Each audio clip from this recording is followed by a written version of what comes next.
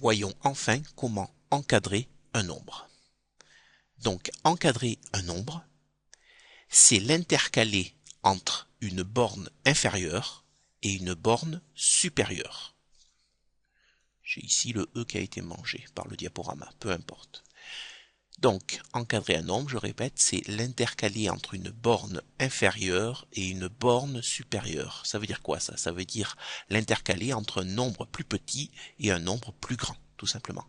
La borne inférieure sera le nombre plus petit et la borne supérieure sera le nombre plus grand.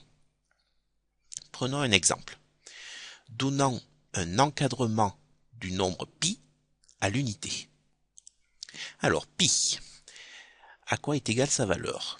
Bien, prenons la calculatrice. Je rappelle que le nombre pi sur cette calculatrice est ici. Donc pour l'afficher, je clique sur Shift et ce bouton.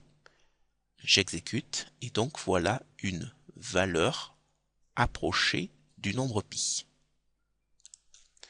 Donc la calculatrice me donne environ ce nombre. Je vais positionner le nombre pi sur une droite graduée. Pi, qui est égal à 3,14 environ, va être compris entre 3 et 4. Il va être plus près de 3 que de 4. Donc je vais placer pi approximativement ici. Je dois ici donner un encadrement de pi à l'unité. Eh bien, pi, il est compris entre 3 et 4. On écrira l'encadrement suivant. Pi compris entre 3 et 4. Cet encadrement, également, si on le lit de gauche à droite, se lira de la façon suivante. 3 est plus petit que pi, qui lui-même est plus petit que 4. Alors en fait, un encadrement ne se lit pas comme cela. Un encadrement se lira de la façon suivante. Pi est compris entre 3 et 4. 3 ici est la borne inférieure et 4 est la borne supérieure. Une remarque. Dans cet encadrement, la distance que j'ai entre la borne inférieure et la borne supérieure est ce que l'on appelle l'amplitude. On dira alors qu'il s'agit d'un encadrement d'amplitude une unité.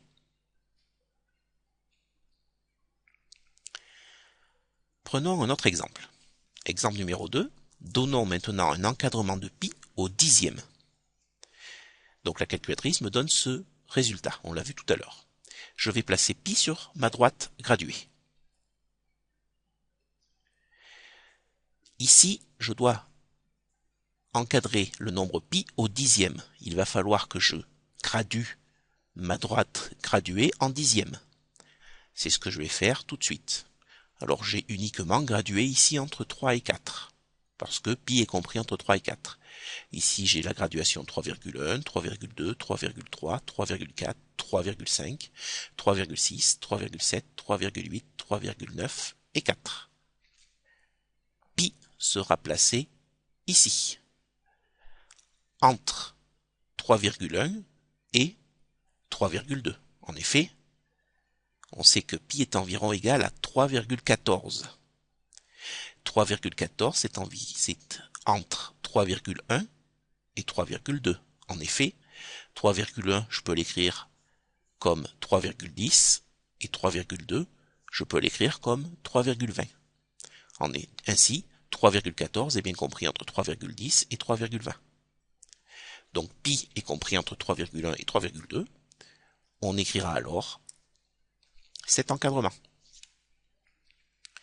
Pi est compris entre 3,1 et 3,2.